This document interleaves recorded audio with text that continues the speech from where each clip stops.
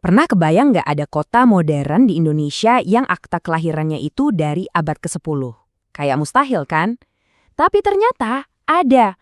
Nah, kali ini kita bakal bongkar sejarah Nganjuk, sebuah kabupaten yang hari jadinya itu dipahat di atas batu lebih dari 1.000 tahun yang lalu.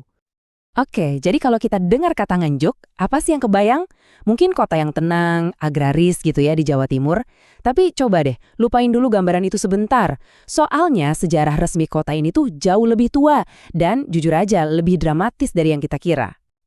Nih, catat tanggalnya. 10 April tahun 937 Masehi.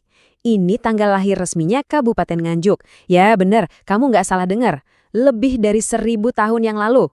Dan ini bukan kira-kira loh ya, ini tanggal pasti yang diukir abadi di atas batu. Nah, pertanyaannya kan jadi gini, gimana ceritanya tanggal dari zaman kerajaan kuno banget bisa jadi hari jadi sebuah kabupaten modern? Apa coba benang merahnya? Nah, jawabannya ini bakal bawa kita mundur 1.000 tahun ke sebuah kisah soal keberanian dan kemenangan. Yuk, kita mulai! Petunjuk pertama kita itu ternyata tersembunyi di nama aslinya. Jauh sebelum kita kenal sebagai Nganjuk, daerah ini tuh punya nama yang wah, keren banget, menyiratkan sebuah kemenangan besar. Namanya itu Anjuk Ladang. Dalam bahasa kuno, artinya tanah kemenangan. Keren kan? Tapi nama ini sendiri langsung bikin kita mikir kan, kemenangan atas apa dan siapa yang menang? Dan ternyata tanah kemenangan ini bukan sekedar nama. Ini tuh sebuah anugerah. Benar-benar hadiah dari Raja Empu Sindok dari Kerajaan Mendang buat masyarakat di sana. Sebagai apa? Sebagai penghargaan atas keberanian mereka karena udah bantu raja ngalahin musuh yang ngancam kerajaan. Jadi, alur ceritanya tuh jelas banget. Pertama, masyarakat lokal nunjukin keberanian luar biasa. Terus, sebagai balasannya, raja ngasih mereka status sima. Ini anugerah super istimewa yang bikin tanah mereka bebas pajak. Keren banget kan? Nah, yang ketiga, buat mengenang peristiwa ini, dibangunlah sebuah monumen kemenangan. Dan bukti fisiknya masih ada sampai sekarang loh. Namanya Jaya Stambah atau Tugu Kemenangan yang sekarang kita kenal sebagai Candi Lor. Jadi ini bukan dongeng ya, ini sejarah nyata yang detailnya itu diukir selamanya di prasasti batu yang sekaligus jadi akte kelahiran Nganjuk. Oke, dari zaman kuno, sekarang kita lompat beberapa abad ke depan. Gimana ceritanya Tanah Kemenangan ini berubah jadi Nganjuk yang kita kenal di zaman kolonial ya? Nah, ceritanya ini soal perubahan nama dan juga pergeseran kekuasaan. Jadi gini, dari sisi bahasa, nama Nganjuk itu ya evolusi modern dari Anjuk Ladang. Seiring berjalannya waktu, dialek berubah. Nama kuno itu perlahan-lahan jadi lebih singkat, lebih gampang diucapin, sampai akhirnya jadi Nganjuk sekarang.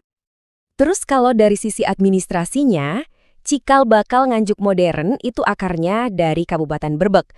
Dulu di zaman kolonial Belanda, Berbek ini pusat pemerintahan yang penting banget di wilayah itu. Nah, momen kuncinya itu terjadi tahun 1811. Waktu itu, Sultan Hamengkubuwana II memecah wilayah Berbek jadi 2 kabupaten baru, Berbek dan Godean. Nah, pemecahan inilah yang jadi fondasi buat terbentuknya wilayah Nganjuk di masa depan. Di tengah-tengah masa transisi yang ya lumayan bergejolak ini, muncullah satu tokoh penting, Kanjeng Jimat, atau Raden Tumenggung Sosrokusumo I.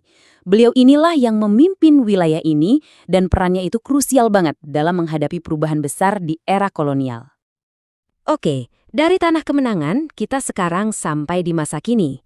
Terus apa sih identitas Nganjuk di abad ke-21? Nah, julukannya ini ngasih petunjuk yang menarik banget. Nganjuk modern itu dikenal sebagai Kota Angin. Dan ini bukan cuma kiasan loh ya. Lokasinya di utara Gunung Wilis emang bikin daerah ini sering kena angin kenceng. Tapi secara ekonomi, Nganjuk punya kekuatan lain, yaitu statusnya sebagai penghasil bawang merah terbesar se-Jawa Timur. Nominasi Nganjuk di bidang pertanian ini kelihatan jelas banget. Produksi bawang merahnya itu bukan cuma buat ekonomi lokal aja, tapi juga penting banget buat pasokan nasional. Ini yang bikin Nganjuk jadi wilayah agraris yang super strategis buat Indonesia. Oke, setelah kita jalan-jalan 1.000 tahun lebih dalam sejarah, sekarang yuk kita satuin semua kepingan puzzle-nya. Apa sih warisan abadi dari perjalanan Nganjuk yang luar biasa ini?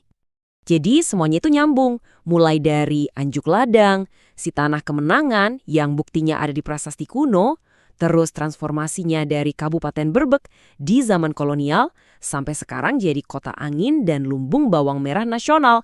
Ini tuh satu garis sejarah yang nggak putus.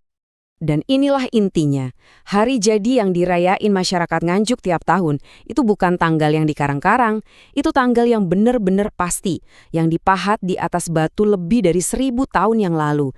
Keren banget kan? Sebuah garis lurus yang nyambungin perayaan modern dengan kemenangan di masa lalu. Kisah Nganjuk ini jujur bikin kita jadi mikir ya, di balik nama setiap kota tempat kita tinggal, jangan-jangan ada juga kisah keberanian, perjuangan, atau kemenangan yang udah kita lupain. Nah, jadi coba deh tanya sama diri sendiri, sejarah kemenangan apa ya yang tersembunyi di nama kota kamu?